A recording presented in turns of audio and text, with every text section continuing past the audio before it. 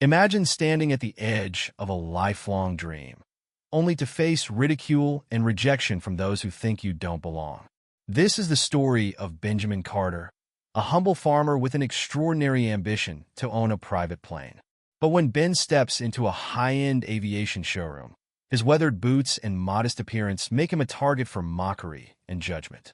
Laughed at, dismissed, and insulted, Ben could have walked away. Instead, he chose to stand his ground, sparking a chain of events that would challenge not only the people who doubted him, but also the very culture of discrimination within the company. With the unexpected kindness of a janitor, the unwavering support of an old friend, and his own unyielding spirit, Ben embarks on a journey to prove that worth is not defined by appearance, but by determination and heart. Will Ben rise above the scorn and prejudice to achieve his dream? And how will his fight for respect transform not only his life, but the lives of those around him? Benjamin Carter, known simply as Ben to those who knew him, stood outside the sprawling building of the Patterson Aviation showroom.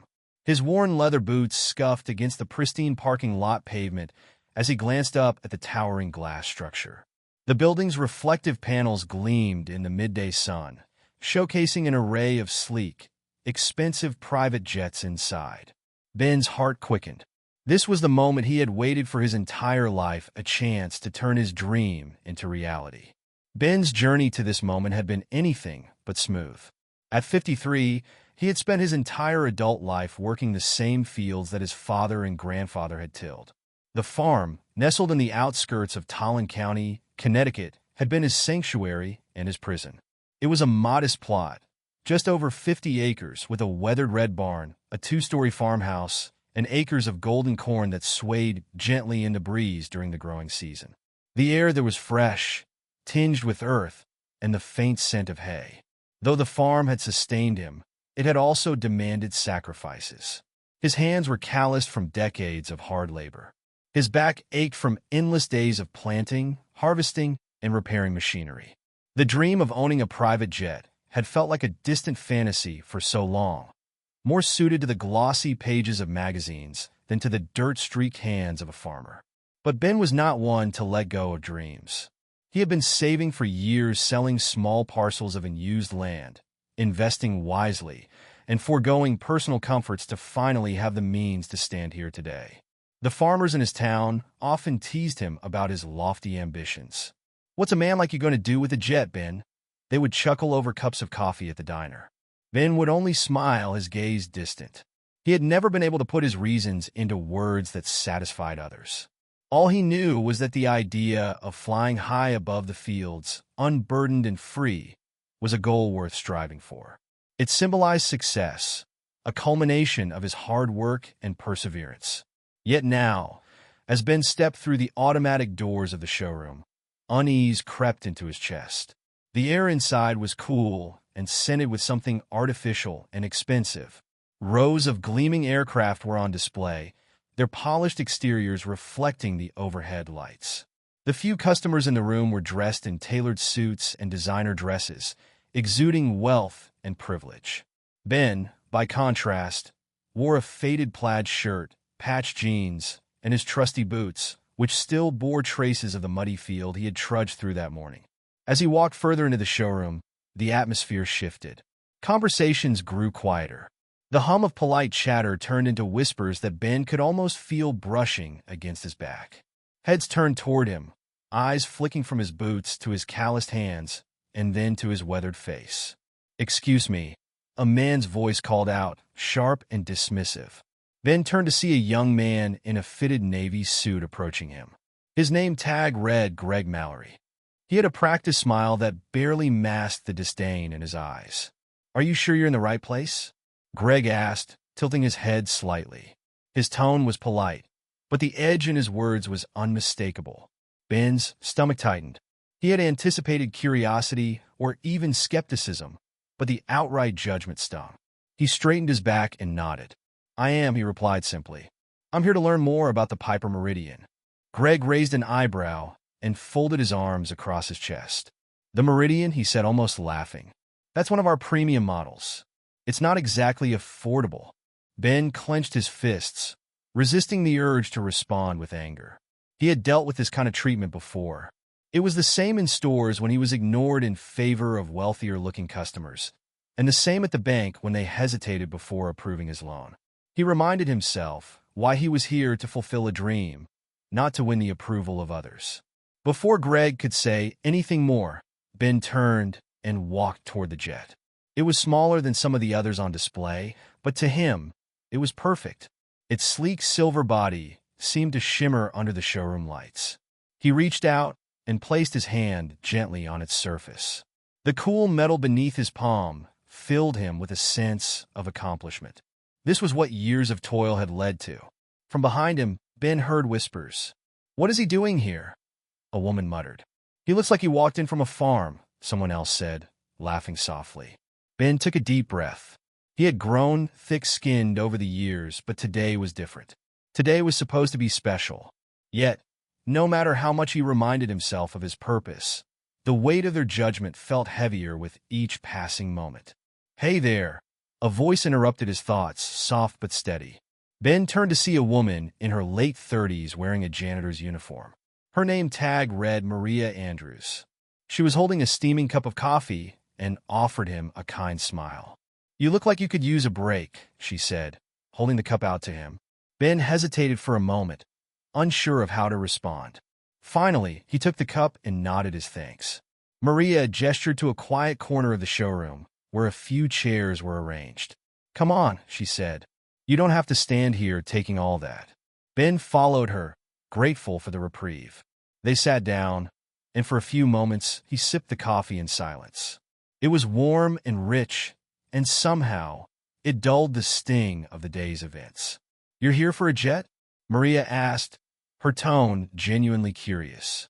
When Ben nodded, she added, "I think that's amazing. Don't let them get to you." Ben studied her face. There was no pity in her expression, only kindness. He smiled faintly. "It's been a long road getting here," he admitted. "Sometimes I wonder if it's worth it." "It is," Maria said firmly. "Dreams are always worth it." Her words settled over Ben like a blanket on a cold night. For the first time that day, he felt seen not as a curiosity or a target for ridicule, but as a person with worth and determination. As Maria got up to return to her duties, she placed a hand on Ben's shoulder. "Don't let anyone tell you that you don't belong here," she said, her voice soft but resolute. "You've earned this." Ben watched her walk away, her words echoing in his mind. For the first time that day, his confidence began to return. He stood, straightened his shirt, and walked back toward the jet. It was time to take the next step. Ben stood by the Piper Meridian, the warmth of Maria's words lingering in his heart. The noise of whispers and chuckles around him hadn't stopped, but their sharpness seemed dulled. He ran his hand over the jet's polished surface, allowing himself to imagine, just for a moment, what it would be like to sit in the cockpit and take control of his own destiny. But that moment was fleeting. "Still here?" Greg's voice cut through the air like a blade. The young salesman approached, a smug expression plastered across his face. "You know, touching the planes doesn't make them yours." Ben turned slowly, meeting Greg's gaze with quiet resolve. He didn't reply, unwilling to give the man the satisfaction of seeing him riled. Instead, he let his silence speak volumes, stepping away from the jet to explore the other models in the room. Greg sneered, clearly irritated by Ben's lack of reaction. "You're wasting your time," he muttered, loud enough for others to hear. Ben's jaw tightened, but before he could respond, Maria reappeared. She was pushing her cleaning cart, but there was a distinct purpose in her step. She paused near Ben and gave Greg a pointed look. "Is there a problem here?" Maria asked, her tone calm but firm. Greg raised an eyebrow, clearly unaccustomed to being questioned by someone like Maria. "Not at all," he said dismissively. "Just making sure this gentleman knows what he's looking at." Maria's eyes narrowed slightly. "Seems to me like he knows exactly what he's looking at," she replied. "Maybe you should focus on doing your job instead of making assumptions." A few heads turned, surprised by her boldness. Greg's cheeks flushed, and he stalked away without another word, his shoulders stiff with indignation. Ben watched the interaction with a mixture of gratitude and surprise. "You didn't have to do that," he said quietly. Maria shrugged, a small smile playing on her lips. Someone had to, she said. People like Greg, they think they own the world. But they don't. She hesitated, then added, You remind me of my dad. He used to say the same thing whenever someone tried to put him down. They don't own the world. Ben chuckled swiftly. Your dad sounds like a wise man. He was, Maria said, her smile fading slightly. He worked hard his whole life, just like you. Never let anyone tell him he couldn't do something. Her words stirred something in Ben. He nodded, feeling a renewed sense of determination. Thank you, he said simply, the weight of his gratitude evident in his tone. Maria waved him off. Don't mention it, she said. Then, lowering her voice, she added, Between you and me, I wouldn't buy a plane from here anyway. This place isn't worth it. Too much polish. Not enough heart. Ben smiled at that, appreciating her candor. As the afternoon wore on, Ben continued to explore the showroom, but Maria's words stayed with him. Each time he felt the weight of a judgmental stare or overheard a whispered insult, he reminded himself that they didn't own the world.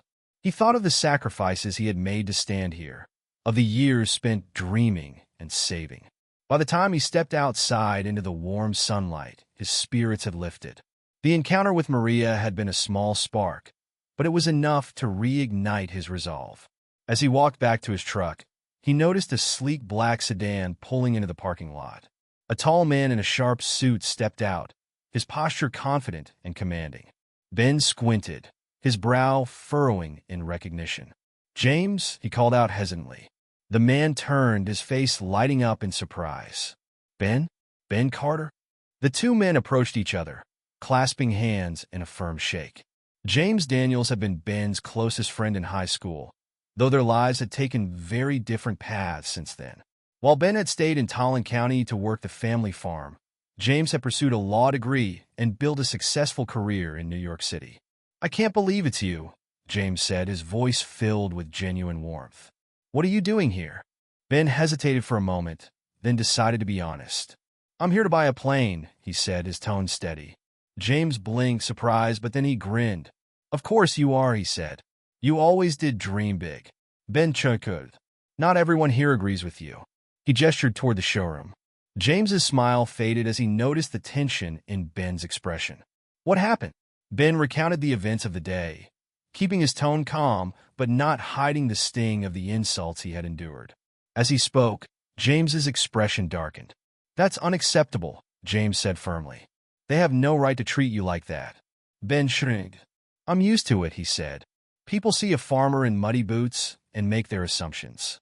But you don't have to accept it, James said. His voice was filled with the same conviction that had made him a successful lawyer. You deserve respect, Ben. You've worked hard for this. Ben met James's gaze, a flicker of hope sparking within him. What do you suggest? James smiled. Let's go inside, he said. I think it's time we reminded them that respect isn't optional. Ben hesitated, but the look in James's eyes gave him the courage to follow. Together, they walked back into the showroom, their heads held high. Inside, the air seemed to shift. The sight of James, with his tailored suit and commanding presence, silenced the whispers and drew curious glances. Greg, who had been speaking to a customer, froze when he saw the pair enter. Excuse me, James said, his voice cutting through the room like a blade. I'd like to speak to a manager. Greg blinked, momentarily thrown off balance. Is there a problem, sir? Yes, James said simply. But I think it's a problem your manager is better equipped to address. Greg hesitated, clearly reluctant, but James's steady gaze left him no room to argue. He turned and hurried toward the back office. Ben watched the exchange, a mixture of awe and gratitude swelling within him. For the first time that day, he felt a sense of power not from confrontation, but from standing beside someone who believed in him.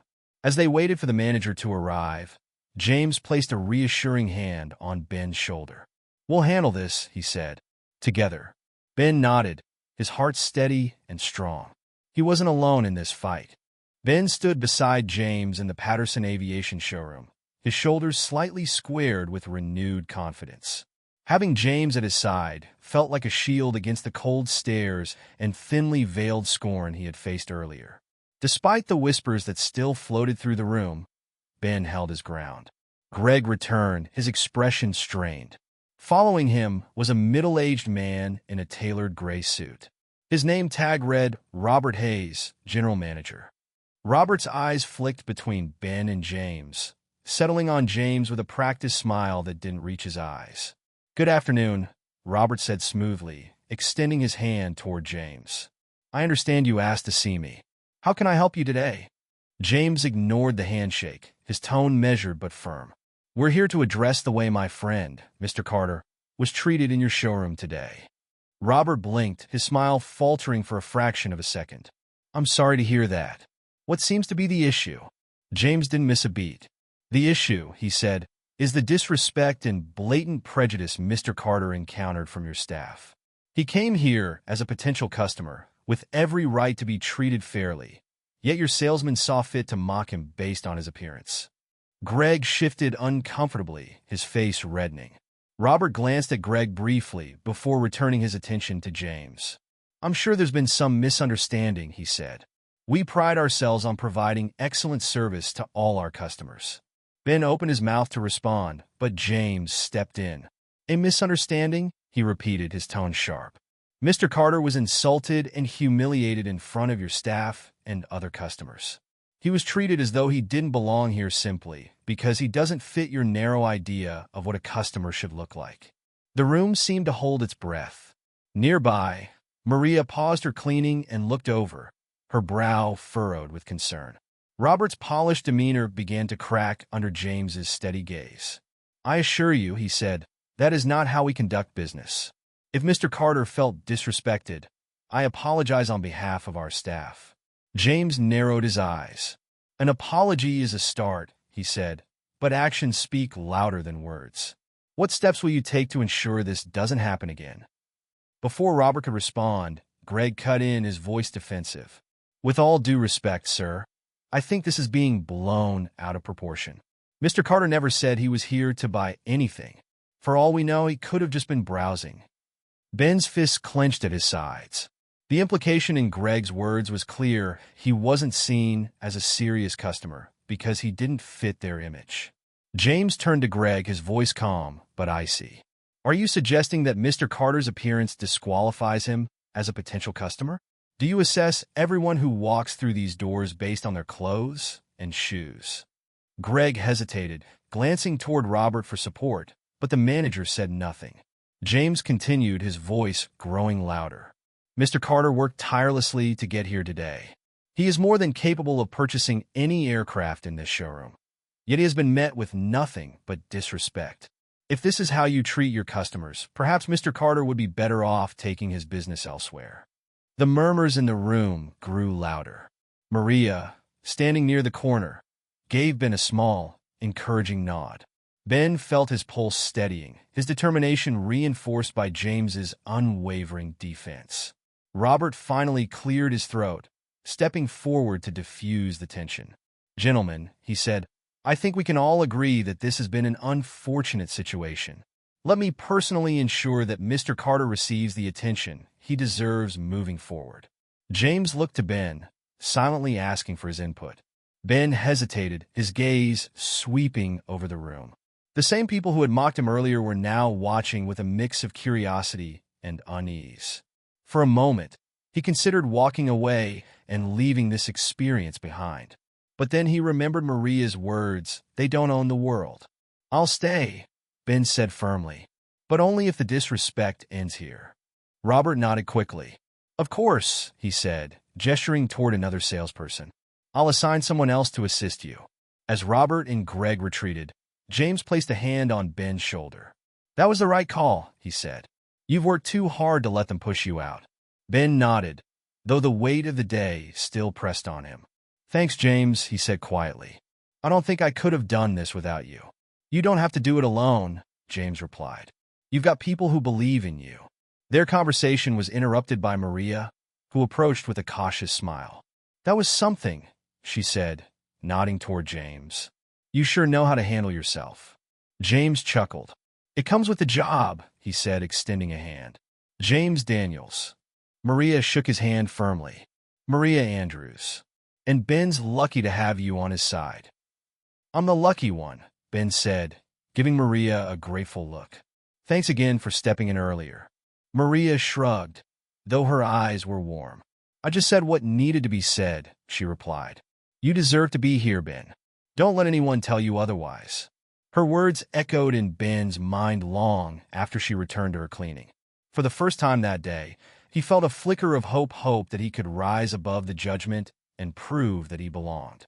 Later that evening, Ben and James sat in a small diner near the airport. Over plates of steaming meatloaf and mashed potatoes, they talked about the day's events. You know, James said, I've seen this kind of thing before. Prejudice doesn't disappear just because we work hard or achieve success. But it's people like you who can push back against it. Ben shook his head. I'm just a farmer, James. I'm no activist. You're more than that, James said. You're a man who refuses to back down. That's powerful. Ben fell silent, his mind churning. He thought of the years he had spent building his dream, of the countless obstacles he had overcome to get here. He thought of Maria, a janitor who had shown him more kindness than anyone else in that showroom. You know, Ben said slowly, I've always believed in hard work. But today, I realized that kindness matters just as much. James nodded. It does, he said, and the kindness you've shown others is coming back to you. Maria saw your worth, and so do I. Ben's chest tightened with emotion. He wasn't used to being on the receiving end of such unwavering support, but he knew one thing for certain: he wouldn't let it go to waste. As they finished their meal, Ben felt a renewed sense of purpose. He wasn't just chasing a dream for himself anymore. He was standing up for something bigger, something worth fighting for. The next morning, Ben stood on his front porch, sipping a mug of strong black coffee. The golden rays of the rising sun stretched across the fields of his farm, illuminating the neatly planted rows of corn and the weathered red barn.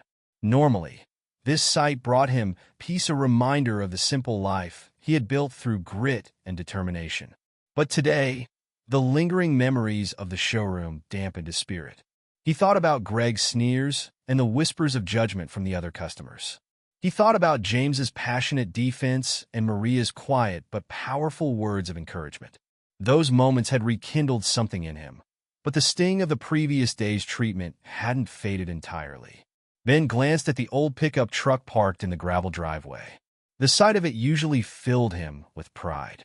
That truck had been with him through countless harvests and endless seasons of hard work. But now, it seemed like a reminder of everything the people at the showroom had used to judge him, a symbol of what they thought he wasn't. As he finished his coffee, Ben decided he wasn't going to let their judgment define him. He had come this far, and he wasn't going to stop now. At the same time, James sat in his downtown office, staring out at the bustling city streets below. The events at the showroom had left him unsettled. Ben was one of the most hard-working, honorable people James knew, and yet he had been treated as though he didn't belong. James couldn't let it slide. He picked up his phone and dialed a number he hadn't used in years. Elizabeth Stevens, a familiar voice answered, crisp and professional. Liz, it's James Daniels, he said. James! It's been ages. To what do I owe the pleasure? James quickly explained the incident at the showroom, his tone growing sharper as he recounted the details. I need your help, he finished. Liz, a civil rights attorney with a formidable reputation, was silent for a moment. James, this sounds serious, she said finally. If what you're saying is true, your friend has grounds for a discrimination case. I thought so, James replied. But Ben's not looking for a fight. He's just trying to live his life. Sometimes life brings the fight to you, Liz said. Let me meet with him. If he's willing to take this on, I'll back him every step of the way. James hesitated, then nodded to himself. Thank you, Liz. I'll talk to him. Later that afternoon, Ben heard the sound of a car pulling into his driveway. Stepping outside, he saw James stepping out of a sleek sedan, looking as polished as ever. Morning, James, Ben called, shading his eyes against the sun. Morning, Ben, James replied, walking up to the porch. Mind if we talk for a bit? Ben gestured for James to sit on the porch swing, the old chains creaking slightly as they settled into place. What's on your mind? Ben asked. James hesitated for a moment, then leaned forward, his elbows resting on his knees. Ben, what happened yesterday, it's not something we can just ignore. What they did to you wasn't just disrespectful. It was discrimination. Ben looked away, his jaw tightening. I know what it was, he said quietly. Then you know it wasn't right, James said. And it's not just about you. If they treated you that way, they'll treat others the same. Someone has to hold them accountable. Ben turned back to James, his brow furrowed. And you think that someone is me? I do, James said simply. You have the courage and the story to make a difference. And you wouldn't be doing it alone. I reached out to a colleague of mine, Liz Stevens. She's a civil rights attorney, and she wants to help. Ben let out a heavy sigh, leaning back in the swing. I don't know, James, he said. I'm just a farmer.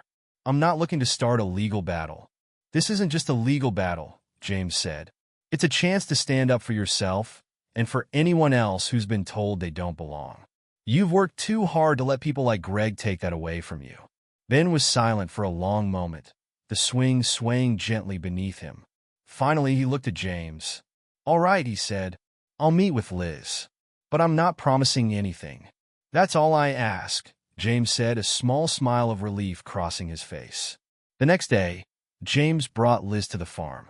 She was a sharp, no-nonsense woman in her early 40s, with a confident demeanor that immediately put Ben at ease. Mr. Carter, Liz said, shaking his hand firmly. James has told me a lot about you. It's a pleasure to meet you. Call me Ben, he said. The three of them sat at the kitchen table, sunlight streaming through the window. As they talked, Liz asked Ben to recount the events of the showroom in detail. As Ben spoke, Liz took notes, her expression thoughtful. When he finished, she looked up. Ben, what you experienced wasn't just rude. It was illegal. Businesses like that showroom are required to provide equal treatment to all customers, regardless of race or appearance. What they did violated your rights. Ben frowned. And you think we can prove that? I do, Liz said. If you're willing to pursue this, we can build a strong case. But it's your decision, Ben. This has to be something you want to do. Ben glanced at James, then back at Liz. He thought about Maria's kindness, about the sacrifices he had made to get to this point, and about the countless others who might face the same treatment. All right, he said finally. Let's do it. That evening, as Ben walked through his fields, he felt a mixture of apprehension and determination. He had always believed in the power of hard work, but now he was stepping into a different kind of fight, one he wasn't sure he was ready for. But he thought of James's unwavering support, of Maria's quiet encouragement, and of Liz's confidence in him. They don't own the world, he murmured to himself, a faint smile crossing his lips. He looked up at the sky, the first stars beginning to twinkle above the horizon. For the first time in a long while, he felt a sense of hope. Ben sat at his kitchen table, staring at the stacks of papers Liz had left behind. They outlined the steps for filing a discrimination lawsuit against Patterson Aviation. Each page felt heavier than the last, and his mind raced with doubts. Was he really prepared to fight this battle? The smell of freshly brewed coffee filled the air as Ben's teenage daughter, Rachel, entered the room. She carried a school bag slung over her shoulder, her dark curly hair pulled into a ponytail. Morning, Dad, she said, pouring herself a cup of coffee. Ben smiled faintly. Morning, sweetheart. You're up early. Early practice for track, she said, sitting across from him. Her eyes shifted to the papers on the table. What's all this? Ben hesitated, unsure of how much to share. Finally, he said, it's about what happened at that airplane showroom.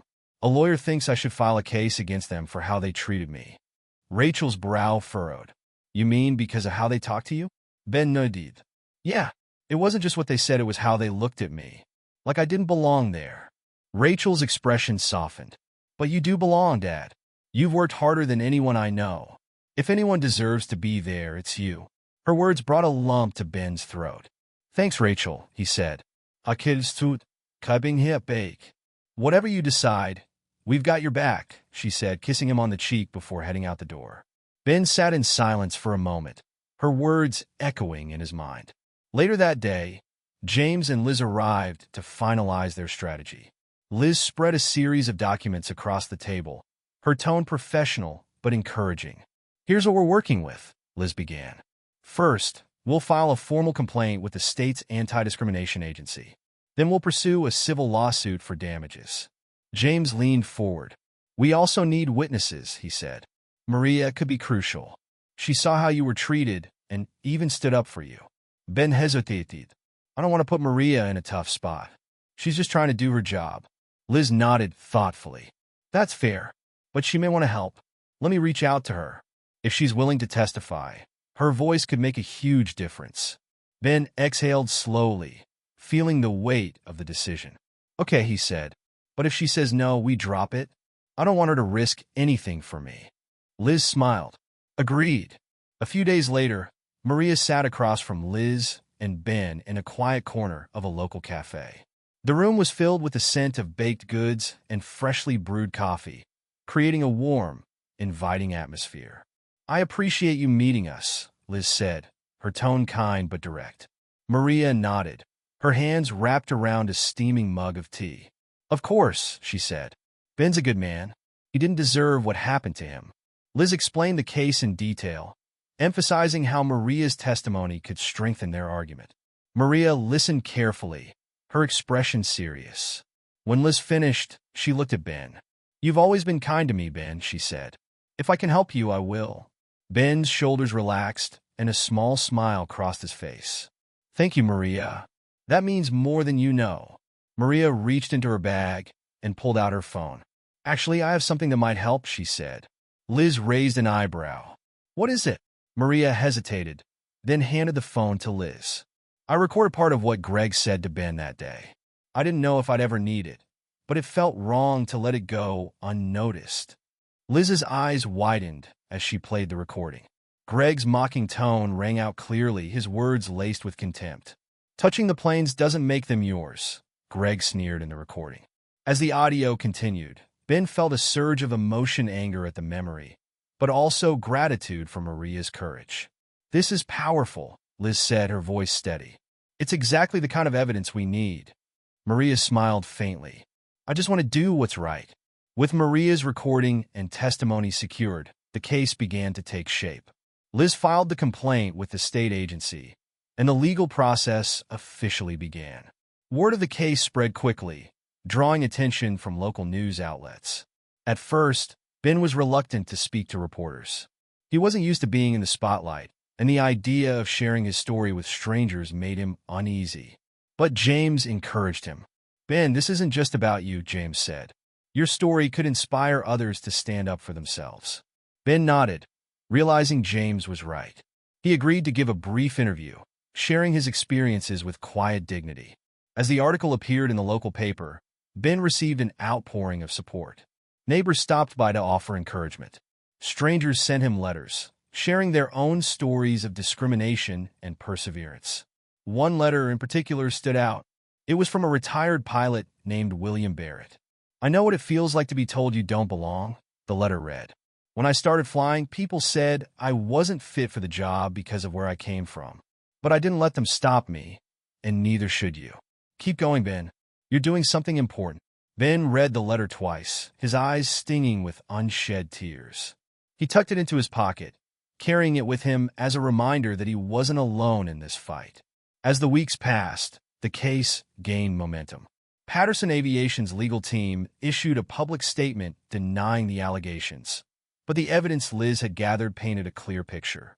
Meanwhile, Ben continued to work his fields, finding solace in the familiar rhythm of planting and harvesting. The farm had always been his anchor, and now it reminded him of why he was fighting. One evening, as the sun dipped below the horizon, Ben stood at the edge of his fields, watching the sky turn shades of orange and pink. He thought of Maria's bravery, James's unwavering support, and Liz's determination. They don't own the world, he murmured to himself. He took a deep breath, his resolve stronger than ever. This wasn't just about a plane, it was about dignity, justice, and proving that hard work and kindness could rise above prejudice.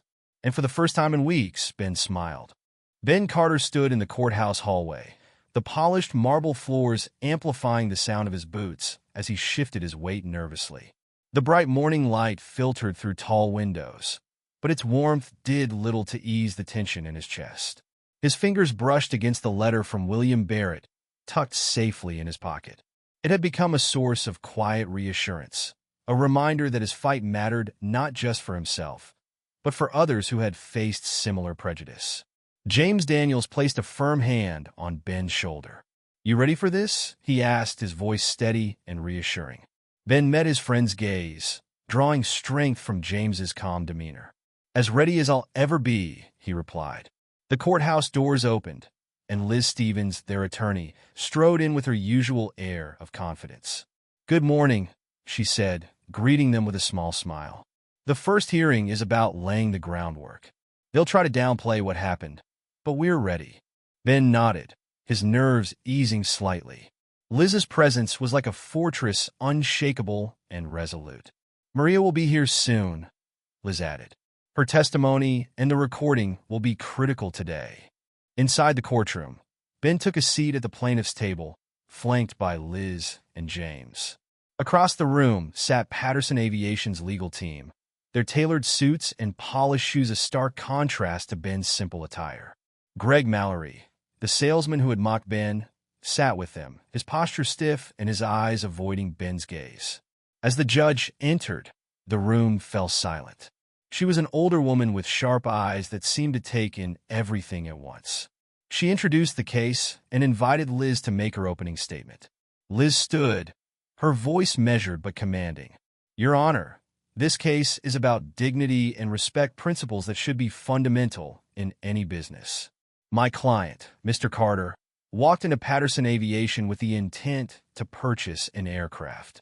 Instead of being treated as a valued customer, he was subjected to mockery and prejudice based solely on his appearance." She gestured toward Ben. "Mr. Carter is a hardworking farmer who saved for years to achieve his dream of owning a private jet. Yet, the staff at Patterson Aviation dismissed him without considering his intentions or his worth. This treatment is not only disrespectful, it is discriminatory." Across the room, Patterson Aviation's lead attorney rose to speak. "Your Honor, while we do not condone any inappropriate behavior, the defense maintains that this incident has been misrepresented. The remarks in question were made by an individual employee and do not reflect the values or policies of Patterson Aviation as a company." Ben's jaw tightened. The lawyer's words felt like an attempt to sweep everything under the rug. The hearing progressed with testimony from both sides. Patterson Aviation's attorney called Greg Mallory to the stand, his demeanor notably subdued. "Mr. Mallory," the attorney began, "can you explain your interaction with Mr. Carter on the day in question?" Greg cleared his throat, glancing nervously at Liz. I greeted him as I would any customer. I might have made a comment or two, but it was all lighthearted. I never intended to offend him." Liz's sharp gaze narrowed. When it was her turn to cross-examine, she approached Greg with deliberate steps. "Mr. Mallory," she said, her tone cool and precise, "you described your remarks as lighthearted. Would you consider statements like touching the planes doesn't make them yours, and this isn't a gas station, to be professional or respectful?" Greg shifted uncomfortably. "I didn't mean anything by it. It was just a joke." Liz leaned in slightly. "A joke? Did it occur to you that your words might humiliate or demean Mr. Carter?" Greg faltered, his eyes darting toward the judge. "I didn't think. That much is clear," Liz interjected, her voice cutting. No further questions. Next, Liz called Maria Andrews to the stand. Maria sat with her back straight, her gaze steady despite the room's attention on her. "Ms. Andrews," Liz began, "can you describe what you witnessed on the day in question?" Maria nodded. "I saw Mr. Carter walk into the showroom. He was polite and respectful, but from the moment he entered, people were judging him. I heard Greg Mallory make several comments that were clearly meant to mock him." Liz nodded. "And what did you do in response?" "I stepped in," Maria said. "I couldn't just stand there and let it happen. It wasn't right." Liz held up Maria's phone. "You also recorded part of the interaction. Can you confirm that this recording accurately captures what you witnessed?" "Yes," Maria said firmly. Liz played the recording for the courtroom. Greg's voice rang out, mocking and dismissive, followed by the whispers and chuckles of others in the showroom. The atmosphere in the room grew heavy as the recording played, the weight of its contents undeniable. When it ended, Liz turned to the judge. Your Honor, this recording speaks for itself. It is clear evidence of the treatment Mr. Carter endured. During a brief recess, Ben stepped outside for air. The tension of the courtroom lingered in his chest, but Maria's courage and the strength of Liz's arguments gave him hope. James joined him, leaning against the stone railing. "You're doing great in there," he said. Ben shook his head. "I feel like I'm in over my head." "You're not," James replied. "You've got the truth on your side, and that matters more than anything." Ben looked out at the courthouse steps, where a small crowd of reporters and supporters had gathered. Some held signs reading "Justice for Ben" and "Equality in Business." It was strange to think that his story had reached so many people. "They're here because of you," James said, as if reading Ben's thoughts. "You've already made a difference, Ben." Ben took a deep breath, the weight in his chest easing slightly. "Let's finish this," he said. Back in the courtroom, the judge called for closing arguments. Patterson Aviation's attorney repeated their stance, arguing that Greg's actions were not representative of the company. Liz, however, delivered a powerful rebuttal. "Your Honor, businesses have a responsibility to create an environment that respects all customers. What happened to Mr. Carter was not an isolated incident, it was the result of a culture that tolerates prejudice." The recording and testimony prove that this was more than a misunderstanding. It was discrimination, plain and simple. The judge nodded thoughtfully, her expression unreadable. "I will review the evidence and issue a ruling at the next hearing," she said, adjourning the court. As the room emptied, Liz turned to Ben with a small smile. "We've made a strong case," she said. "Now we wait." Ben nodded, a mix of exhaustion and hope swirling within him. He didn't know what the future held, but for the first time, he felt like his voice had truly been heard. The waiting was the hardest part. Weeks passed after the hearing, and Ben found himself in an uneasy rhythm. By day, he worked the fields with steady hands and a furrowed brow, but his mind was always elsewhere. By night, he sat on the porch, staring at the stars and wondering if the fight would ever end. It wasn't just the lawsuit weighing on him. The media coverage had brought an outpouring of both support and criticism. While many praised his courage for standing up to Patterson Aviation, others accused him of overreacting or seeking attention. "You see this, Dad?" Rachel said one evening, scrolling through her phone at the dinner table. Her tone was a mix of indignation and frustration. "Some guy online said you're making a big deal out of nothing. He called you a—" She stopped herself, glancing at her mother's disapproving look. "It doesn't matter what they call me," Ben said quietly, though his jaw tightened. "People will always have opinions. What matters is why we're doing this." Rachel nodded, but her brows remained furrowed. "I just don't get why some people can't see how wrong it is." "Some people don't want to see it," Ben said. "It's easier to ignore what doesn't affect them." A few days later, Liz called with news. Patterson Aviation's legal team had requested a mediation session. "They're feeling the pressure," Liz said over the phone. "Their public image has taken a hit, and they're hoping to resolve this without going to trial." "What does that mean for us?" Ben asked. "It means we have leverage," Liz said, "but it also means they'll try to minimize their responsibility. We have to be prepared." Ben agreed, though the thought of sitting across from the very people who had dismissed and demeaned him made his stomach churn. The mediation session was held in a conference room downtown.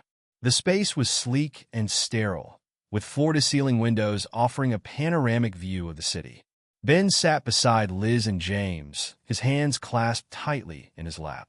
Across the table sat Richard Crane, Greg, and two representatives from Patterson Aviation's corporate office.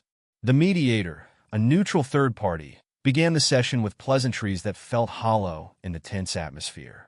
Crane was the first to speak.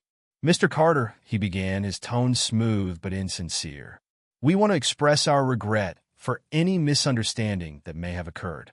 Patterson Aviation is committed to fostering an inclusive environment, and we are taking steps to ensure such incidents don't happen in the future."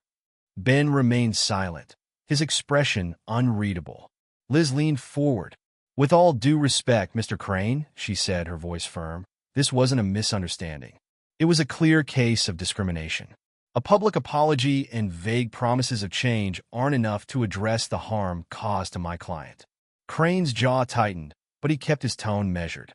"We're prepared to offer a settlement," he said, sliding a folder across the table. Liz opened the folder, revealing a figure that made Ben's eyes widen slightly. It was a significant sum, but Liz's expression didn't change. "This isn't just about money," Liz said, closing the folder. "My client wants accountability. That includes a public acknowledgement of wrongdoing and concrete measures to change the company's culture." One of the corporate representatives, a woman with a sharp bob and an icy demeanor, spoke up. "We've already initiated diversity training for our employees. Isn't that enough?" Liz turned to Ben, silently giving him the floor. Ben took a deep breath, his hands unclasping as he sat up straighter. "It's not enough," he said, his voice steady despite the tension in the room. "What happened to me wasn't just about one employee.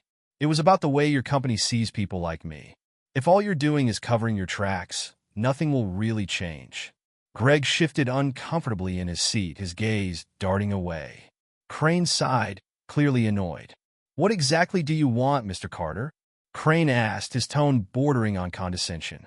Ben met his gaze without flinching. "I want you to take responsibility. Admit what happened, and make sure it doesn't happen again, not just for me, but for anyone who walks through your doors." The room fell silent, the weight of Ben's words pressing down on everyone. The mediation ended without an agreement, and as they left the building, Liz placed a hand on Ben's shoulder. "You did great in there," she said. "They're trying to buy their way out of this, but you didn't let them off the hook." Ben nodded, though his emotions were a swirl of frustration and determination. "I'm not backing down," he said. "Not now." As the case moved forward, Patterson Aviation's tactics grew more aggressive. Their lawyers sought to discredit Maria's testimony, claiming her recording violated company policy. They also attempted to paint Ben as opportunistic, suggesting he was motivated by financial gain rather than justice. James was quick to counter these claims in interviews, standing firm in his defense of Ben's character. "Ben Carter is one of the most hard-working and honest people I know," James said during a televised segment. "This isn't about money for him. It's about dignity and fairness." Ben watched the segment with his family, feeling a swell of gratitude for James's unwavering support. One afternoon, as Ben was tending to his fields, Maria called. Her voice was steady, but there was a hint of worry. "They're trying to intimidate me, Ben," she said. "I got a call from someone at corporate warning me about violating company loyalty.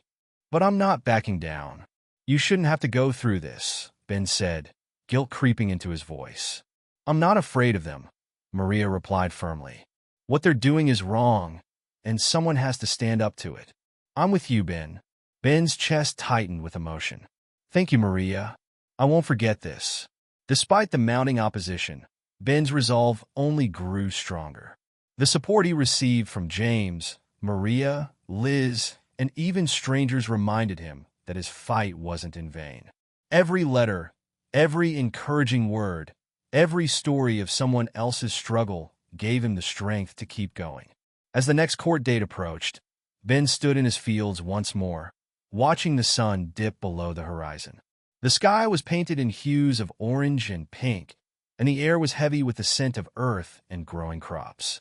"They don't own the world," he murmured, the words a mantra of strength and hope. He had started this journey with a dream, and while the path had taken unexpected turns, he was determined to see it through to the end. The courthouse felt different this time. The air was charged with anticipation, the kind that Ben could feel prickling against his skin as he walked into the courtroom with James and Liz by his side.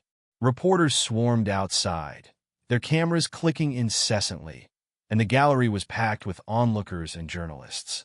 The case had drawn significant public attention, and everyone seemed eager to witness the outcome of the latest hearing. Ben took his seat at the plaintiff's table, his posture steady despite the tension weighing on him. Across the room, Richard Crane and the representatives from Patterson Aviation sat with stony expressions, their confidence showing cracks beneath the surface. Greg was absent from their table, a detail that hadn't gone unnoticed by Ben. Liz leaned over to Ben. "They're rattled," she said in a low voice. "It's a good sign." Ben nodded, but his focus remained on the task ahead. He wasn't here for a spectacle. He was here for justice. The first order of business was the presentation of new evidence. Over the past few weeks, Liz and her team had uncovered additional testimony from former employees of Patterson Aviation who described similar patterns of discriminatory behavior within the company. Liz introduced one such former employee, Sarah Coleman, to the stand. Sarah was a middle-aged woman with a quiet, deliberate demeanor. She adjusted her glasses as she answered Liz's questions. "I worked at Patterson Aviation for nearly 7 years," Sarah began. "And during that time, I saw how customers who didn't fit a certain image were treated. They were often dismissed or ignored altogether." Liz nodded, letting her words settle in the room. "And did you witness any specific incidents that you believe support Mr. Carter's claims?" Sarah hesitated, then nodded. "Yes. There was a time when a young man came and he was dressed modestly, but he was genuinely interested in purchasing a plane. The staff openly mocked him after he left, saying he was wasting their time. It wasn't right." Crane rose for his cross-examination, attempting to discredit Sarah's testimony by pointing out her departure from the company. "Miss Coleman, isn't it true that you left Patterson Aviation on less than amicable terms?" Sarah met his gaze evenly. "I left because I couldn't work in an environment that didn't align with my values." Crane frowned, but her answer left little room for rebuttal. When Maria took the stand, her testimony was just as powerful. She described the events of the day with precision, her voice unwavering as she recounted Greg's dismissive remarks and the atmosphere of judgment that permeated the showroom. "Why did you decide to record the interaction?" Liz asked. Maria glanced at Ben before answering. "Because I knew no one would believe it otherwise. People like Greg, they're good at making their behavior seem harmless. But it wasn't harmless. It was demeaning, and it needed to be exposed." The recording played once more, filling the courtroom with Greg's voice. The mocking tone, the derision, and the laughter were impossible to ignore. The gallery was silent when it ended, the weight of the evidence hanging heavy in the room. During a recess, James and Ben stepped outside for fresh air. The courthouse steps were crowded with reporters, but James skillfully guided Ben to a quieter corner. "How are you holding up?" James asked. Ben shrugged. "Better than I thought," he said. "Hearing Maria and Sarah stand up like that, it makes me feel like I'm not alone." "You're not," James said firmly. "And don't forget all the people out there rooting for you. This fight isn't just yours anymore. It's bigger than that." Ben thought of the letters he'd received, like the one from the retired pilot, William Barrett, who had shared his own struggles. He pulled the letter from his pocket, the paper worn from frequent handling. "It's funny," Ben said, holding it up. "I never thought my story would mean anything to anyone else. But now, I guess it does." James smiled. "It always did, Ben. Sometimes it just takes a fight like this to show it." The turning point of the hearing came when Liz presented a document unearthed from Patterson Aviation's internal records. It was a memo from a senior manager outlining guidelines for interacting with customers. The memo emphasized prioritizing clients who projected affluence, with an unsettling phrase that read, "Focus on the look, not the story." "This document," Liz said, addressing the court, "proves that Patterson Aviation fostered a culture where customers were judged by appearances rather than their merits." Mr. Carter wasn't just dismissed because of one employee's bias. He was subjected to a systemic practice encouraged by the company. Crane tried to counter, claiming the memo was outdated and not reflective of current policies. But the damage was done. The judge's stern expression left little doubt about the impact of Liz's revelation. As the hearing concluded for the day, Ben felt a mixture of exhaustion and hope. The tide seemed to be turning, and for the first time, he allowed himself to believe that victory was possible. Outside the courthouse, Maria approached him with a small smile. "You're doing good, Ben," she said. "You're showing them what it means to stand tall." Ben nodded, gratitude evident in his eyes. "Couldn't do it without you, Maria. Or without James. Or Liz." "Maybe," Maria said, "but it's your story that's making the difference. People are listening because of you." Ben glanced at the crowd of reporters and onlookers gathered near the courthouse steps. For so long, he had felt like an outsider, someone whose voice didn't matter. But now, standing here with his friends and allies by his side, he felt something different. He felt heard.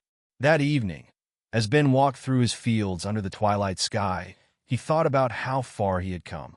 The weight of the fight still pressed on him, but it was tempered by the strength of those who stood with him. "They don't own the world," he murmured, his voice steady, "and neither would fear or doubt." The courtroom was silent as everyone waited for the judge to deliver her decision. Ben sat at the plaintiff's table, his heart pounding like a drum in his chest.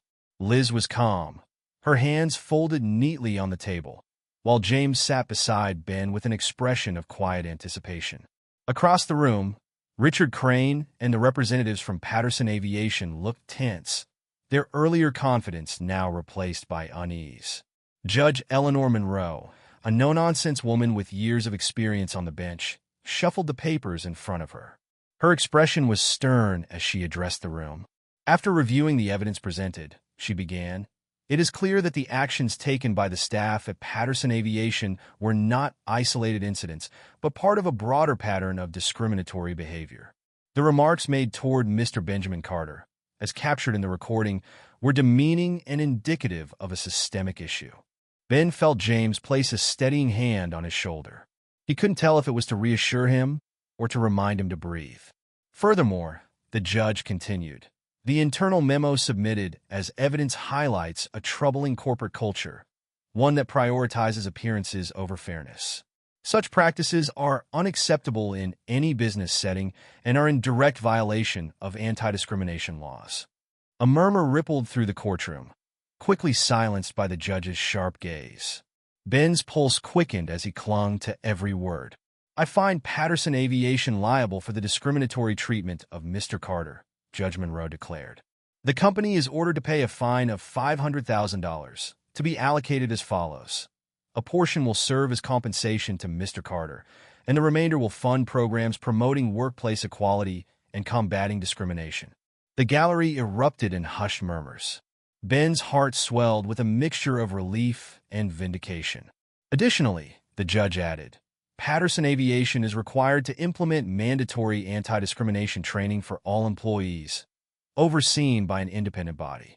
This court also mandates that the company issue a public apology to Mr. Carter, both in writing and through public media." Judge Monroe set down her gavel with a decisive bang. "This court is adjourned." The room seemed to exhale as people began to rise. Ben remained seated for a moment, his mind racing to process the verdict. Liz turned to him, her smile warm and reassuring.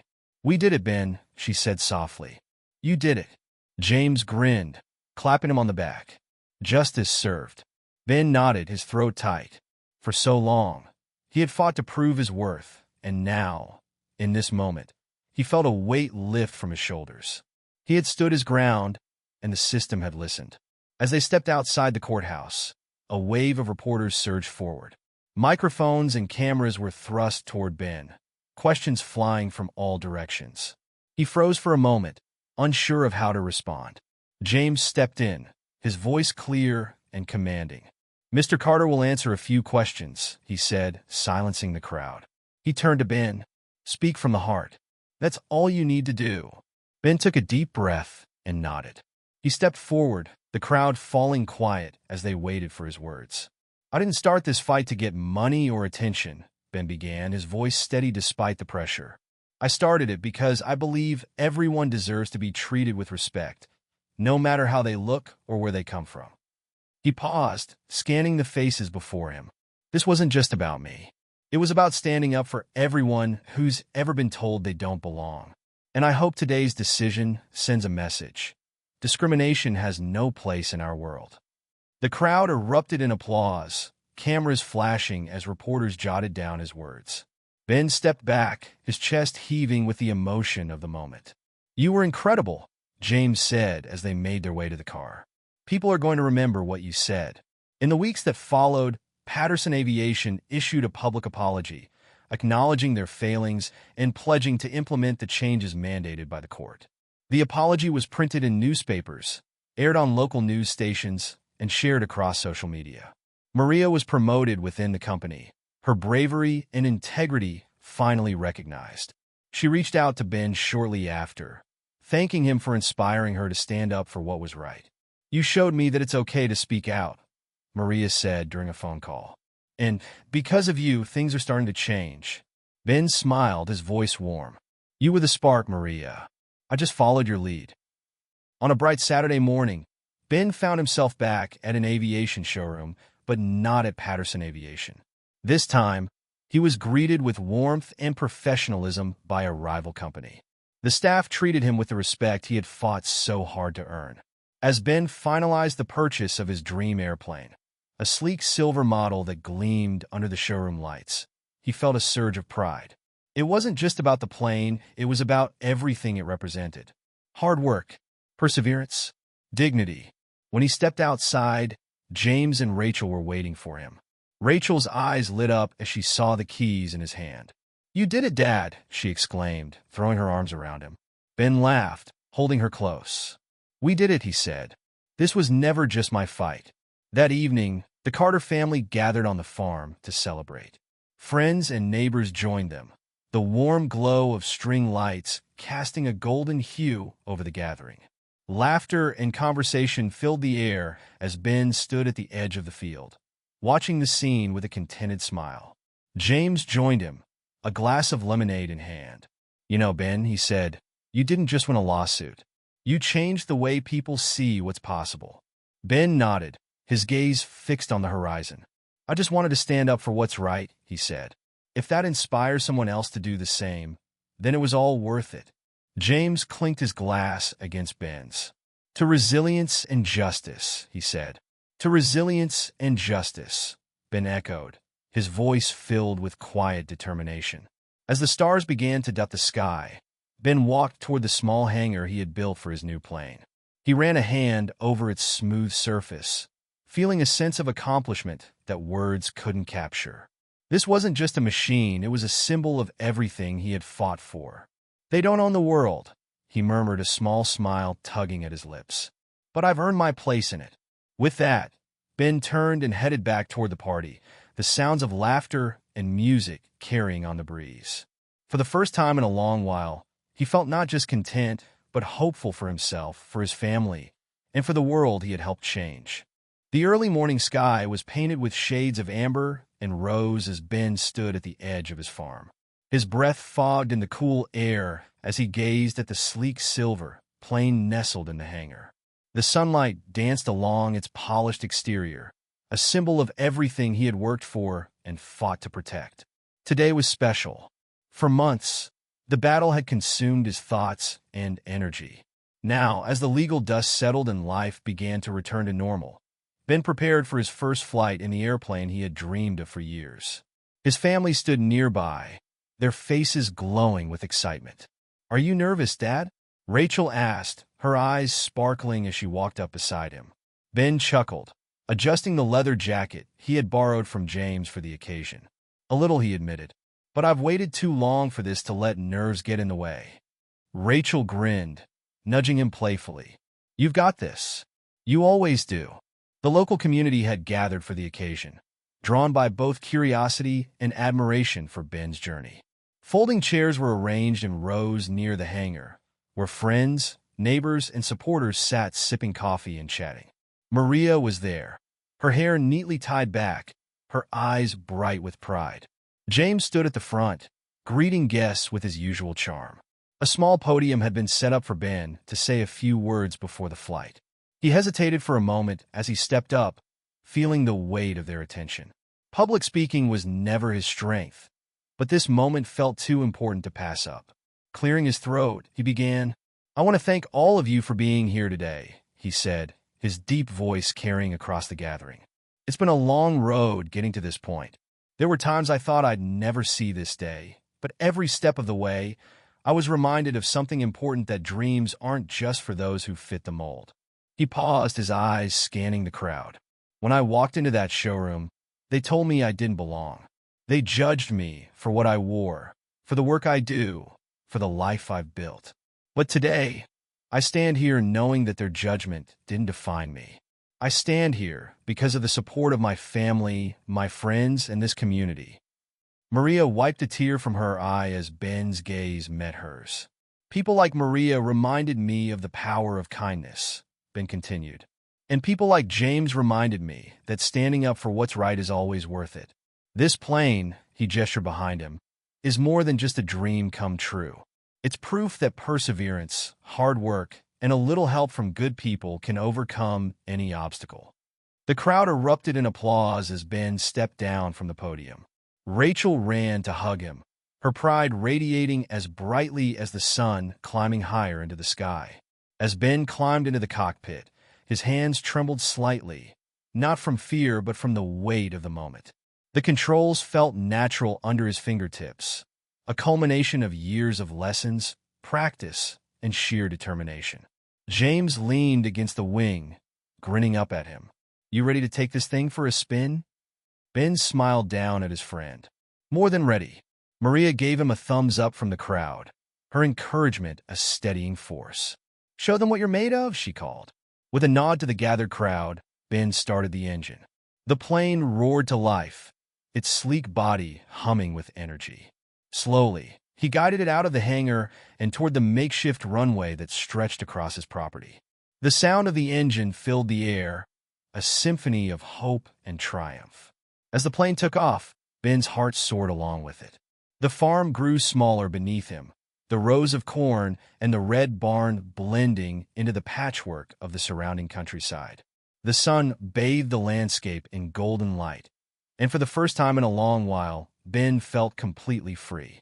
He flew higher, the world unfolding before him like an endless canvas. The clouds seemed close enough to touch, their soft edges glowing in the morning light. It was everything he had imagined, and more a view that reminded him of the limitless possibilities of life. Back on the ground, the crowd erupted into cheers as the plane disappeared into the sky.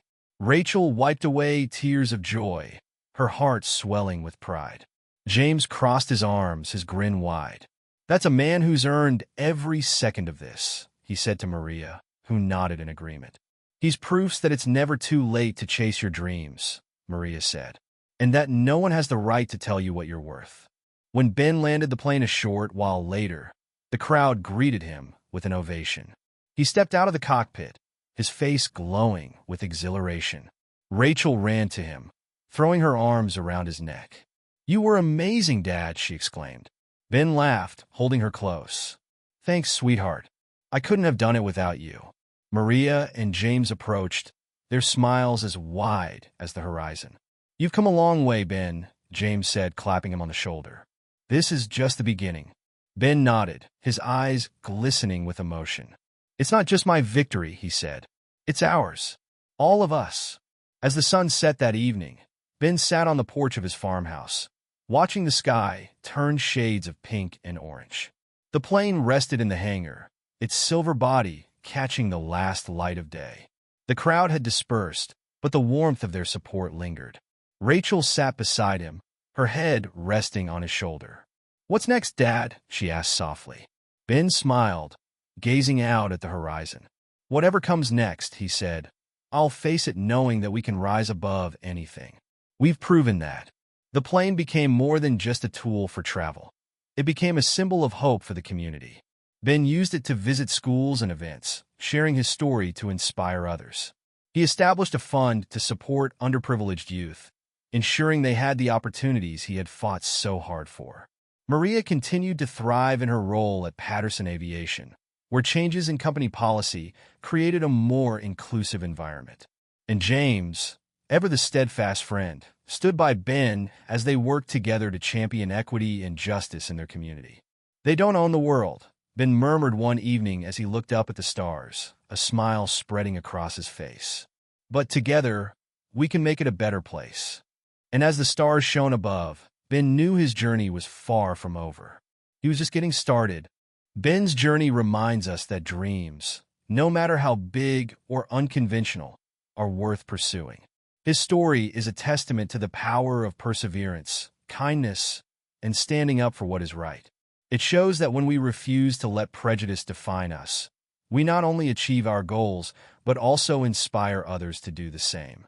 What about you? Have you faced challenges that tested your resolve? How did you rise above them? Share your stories in the comments below. We'd love to hear them. If this story resonated with you, please like the video, share it with your friends, and don't forget to subscribe to our channel. By subscribing, you'll join a growing community of people who believe in meaningful stories that uplift, inspire, and remind us of the strength we all carry within. Thank you for watching, and we'll see you next time for another unforgettable journey.